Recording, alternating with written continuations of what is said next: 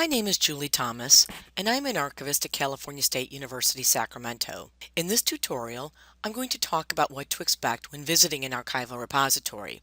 The initial visit to an archives may seem a little intimidating, but I bet that shortly after arrival, you will realize that doing research at archival repositories can be a satisfying and even thrilling experience of discovery. Archives do differ from traditional libraries in many ways. First, some preparation is necessary before visiting an archival repository. I want to stress that preliminary research should be completed before delving into archival material.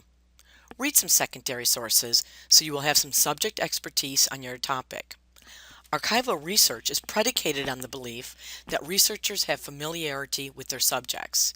You will be in a world of hurt if you know nothing about the subject of your research project and begin with primary sources. Additionally, secondary sources can help narrow down a research topic. If the subject is too broad, a lot of time can easily be wasted with primary sources that are not directly related to your research. I also recommend contacting the archives before your visit. Many archives are only open to researchers on certain days or by appointment only. Many repositories also store collections off-site, and the archivists need time to bring them from their off-site location to their repositories for you. And archivists also like to prepare for researchers' visits. We realize that time is precious, and by making an appointment, archivists usually do everything possible to get you up and running as quickly as possible. That may mean that collection items will be retrieved and waiting for you, or other collections with related material can be identified. As I stated, archives differ from libraries in many ways. First, nothing can be checked out. All the material is stored in secure areas, retrieved by archival staff, and can only be used in the reading room. Personal items are usually checked in some type of locker. This includes book bags, briefcases, purses, coats, etc.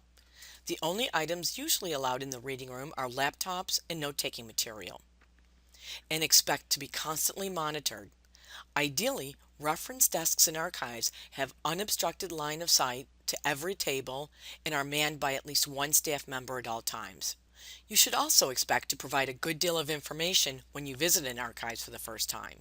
We want to know who you are, your contact information, the nature of your research, and your affiliation with the institution. And be prepared to show an ID. Other information we track is what archival records are being used, and by whom, and what items have been photocopied. If material is requested that has copyright restrictions or contains sensitive information, researchers are usually required to sign legal forms acknowledging that they were made aware of regulations associated with the use and dissemination of this type of material. Schedule plenty of time when visiting an archives. Perusing and locating primary sources relevant to specific research can be quite time-consuming, and all archives follow basic policies such as no food or drink, and only pencils can be used. A stray pencil mark can be erased, but ink leaves a permanent mark, and archive staff do all the photocopying for patrons. And last, recognize that archivists are resourceful research tools in and of themselves. We are very knowledgeable about the contents of our own holdings and can usually assist in helping researchers locate material in other repositories as well. Let's recap the subjects covered in this tutorial.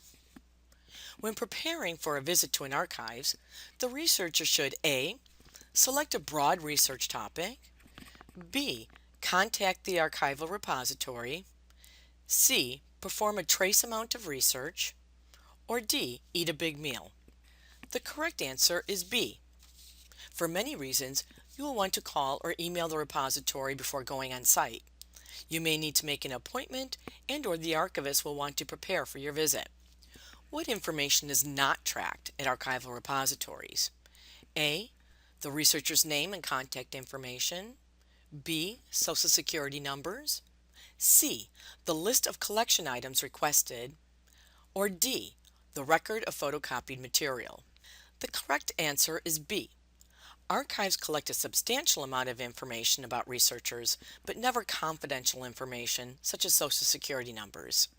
Which of the following is a policy at most archival repositories? A. No food or drink except water is allowed. B. Visitors are isolated when conducting their research. C. researchers can photocopy material under the supervision of archive staff, or D, all personal items must be checked except laptops and note-taking material. The correct answer is D, all personal items must be checked.